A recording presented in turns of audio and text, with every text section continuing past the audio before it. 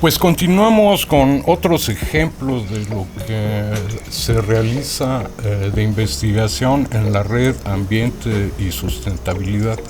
Para ello tenemos aquí con nosotros al doctor Armando Contreras para que nos platique un poco de la amplia gama de investigaciones y de trabajos con un enfoque más social y que tiene que ver con los productos del ambiente que el humano puede utilizar. ¿Podrías platicarnos quién eres y cuál es tu participación, cuál es tu campo de acción, de investigación? Claro que sí. Formo parte de la red Ambiente y Sustentabilidad. Y esto, es un colectivo interdisciplinario y aspiramos a hacer trabajos de carácter transdisciplinario. Es decir, yo soy un ejemplo de un profesional. Mi formación en licenciatura fue en el ámbito de la biología. En maestría hice un trabajo en desarrollo rural y el doctorado lo hice en sociología. De tal manera que mi línea de argumentación en términos generales en los estudios que realizo tienen que ver más con el actuar de los distintos actores que conforman la sociedad.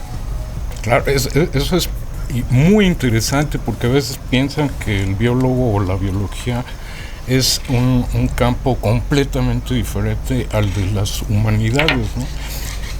Pues yo creo que por tradiciones de escuelas académicas, las disciplinas han reinado por mucho tiempo y hoy en día los sistemas complejos y el comportamiento de la sociedad nos obliga a construir visiones que vayan teniendo distintas perspectivas. En particular, mi formación como sociólogo me ha permitido decantarme por los estudios campesinos. Es decir, yo no miro la sociedad en general, sino estoy intentando mirar cuáles son los motivos y las razones por las cuales los campesinos, como actores sociales importantes en este país, han tenido una influencia en el entendimiento de la naturaleza, en el entendimiento de los procesos sociales y por supuesto también en sus visiones del mundo.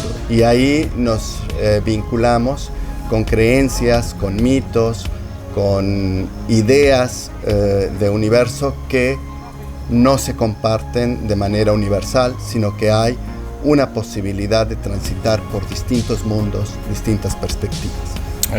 Eso es también muy interesante. A mí me surge la pregunta, ¿sería mejor o habría que hacer una combinación entre los métodos tradicionales de extracción de productos del campo o las nuevas tendencias de hacer una subtracción masiva y todo instrumentado con maquinaria y todo este tipo de cosas? ¿Cómo sería mejor para mantener un ecosistema saludable y que siga brindando los frutos que debe de brindar? Bueno, la diversidad cultural es tan amplia y los grupos indígenas, los grupos originarios, los grupos campesinos son tan diversos que a veces se nos olvida poner la mirada en esos procesos. En realidad, digamos que la cultura occidental es una pequeña fracción dentro del planeta. El mayor número de culturas y de grupos y de idiomas son esa diversidad en donde en un solo punto, en una geografía, en una localidad pequeña, se desarrollan procesos culturales muy profundos. Y eso lleva a que convivamos sociedades tan populares o transmitidas o tan presentes en los medios de comunicación como la sociedad que puede habitar en Nueva York o en Londres. Pero México tiene una diversidad enorme. La Sierra de Songolica es un mundo y un universo que tiene una configuración con su ambiente, con sus bosques mesófilos, con sus bosques de neblina, con su agricultura, que es un universo que se introyecta y que se sostiene por las relaciones que mantienen esos productores, esas mujeres, esos niños, con una visión del mundo que va más allá de la generalización con la que normalmente nos movemos. Claro, claro. Veo que es interesantísimo tu campo de trabajo, y sería muy interesante que nos platicaras los proyectos en los que has participado y cuáles tienes ahorita en marcha. Fíjate que acabamos de terminar un trabajo, una investigación para el estudio de las unidades de manejo de vida silvestre, que se llaman normalmente UMAS. Son una forma de tratar de impulsar estrategias de conservación de la vida silvestre. El trabajo lo hicimos en el estado de Veracruz, Tabasco y Chiapas. Trabajamos con alrededor de 3,000 UMAS, que son pequeñas unidades que se registran ante la Secretaría de Medio Ambiente, y en estas unidades nuestros productores se dan a la tarea de proteger o de conservar una o varias especies, y hay distintas estrategias. Lo más relevante es que en esta investigación lo que pudimos obtener es que son estos mismos campesinos, estos mismos indígenas, los que invierten tiempo, invierten parte de su territorio e invierten recursos económicos que a veces provienen de la agricultura, de la ganadería, de la pesca, en el caso de las poblaciones costeras, y permiten la concentración de esfuerzos para la conservación de la naturaleza. Y esto es una tarea que se da al mismo tiempo que la producción. Y uno de los resultados que obtuvimos más relevantes es que desde el punto de vista económico, muchas de estas unidades de manejo de vida silvestre no han sido económicamente eficientes. Sin embargo, los dueños de estas sumas se sienten profundamente gratificados por cumplir una tarea de respeto a la naturaleza. Es decir, la motivación de los colectivos no pasa necesariamente por el dinero. Ahí están otro tipo de satisfactores que tienen que ver con el vínculo del jaguar con una sociedad, el vínculo de pequeños animales en la milpa que ayudan a ciertos procesos ecológicos, y ahí están por supuesto los insectos y los polinizadores como un elemento fundamental. Cuando uno reconoce que el campesino va a dejar una planta al lado de su milpa porque el polinizador se comparte con otras plantas que le van a ser de beneficio, uno se maravilla de este tejido tan fino que lograron en sus conocimientos tradicionales. Eso es muy interesante, porque yo creo que ahora la gente tiene la idea de que la abeja melífera italiana, es la polinizadora de todas las plantas, cuando en realidad existe un sinnúmero de insectos que han coevolucionado con una u otra planta precisamente para funcionar como polinizadores, ¿no? Y esa apreciación que estás indicando tienen los campesinos al respecto es interesantísima. Yo creo que podemos aprenderles muchísimo a este tipo de personas. Por eso la importancia y el interés que tiene tu campo de trabajo, mezclando la biología con la sociología, se me hace importantísimo. Fíjate que en esta misma línea, en el mes que entra, vamos a tener una reunión de un grupo internacional que se dedica al estudio de la biomimesis.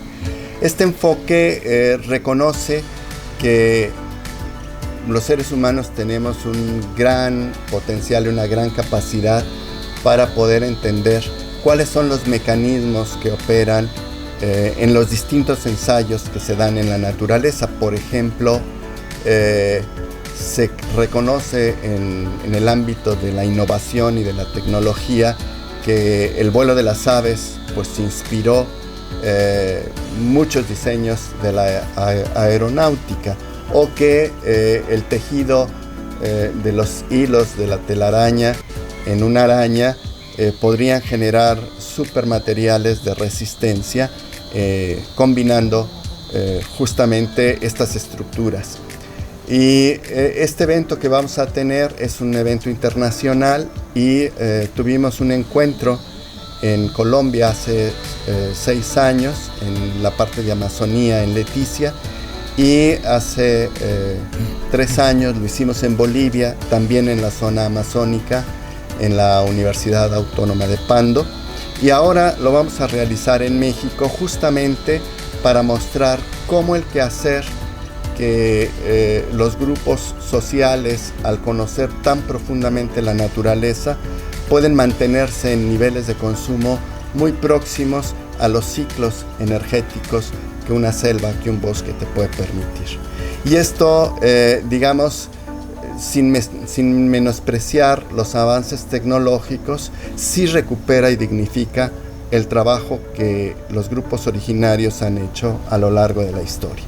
No hay una sola ciencia, hay múltiples ciencias, y tenemos una deuda histórica con los grupos originarios que no hemos desarrollado esa ciencia ecos, esa ciencia de los mayas, esa ciencia de los seris que les permitieron un desarrollo y un modo de vida que los mantiene vigentes en el pleno siglo XXI. Claro, y de acuerdo a las condiciones del ambiente propias de cada grupo étnico, ¿no? Claro. Porque eso también es bien interesante, ¿no? No se puede aplicar una tecnología seria en Chiapas, ¿no? Por ejemplo, ¿no?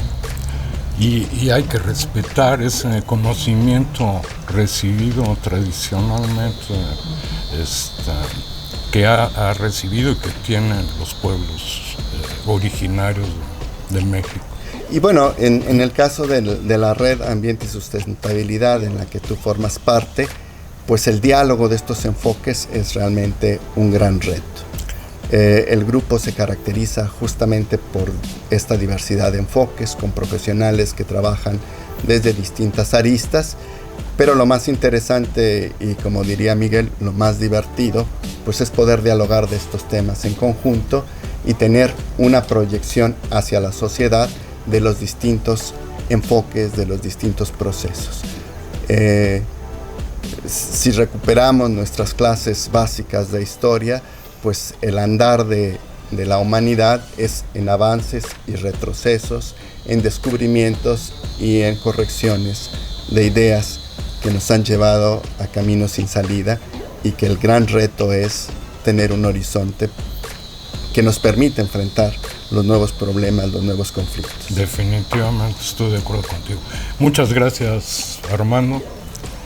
Ha sido un placer que nos comentes todo este tipo de aspectos en el cual queda involucrada la Red Ambiente y Sustentabilidad, y sobre todo tu trabajo personal, aportando datos muy importantes para la sociedad.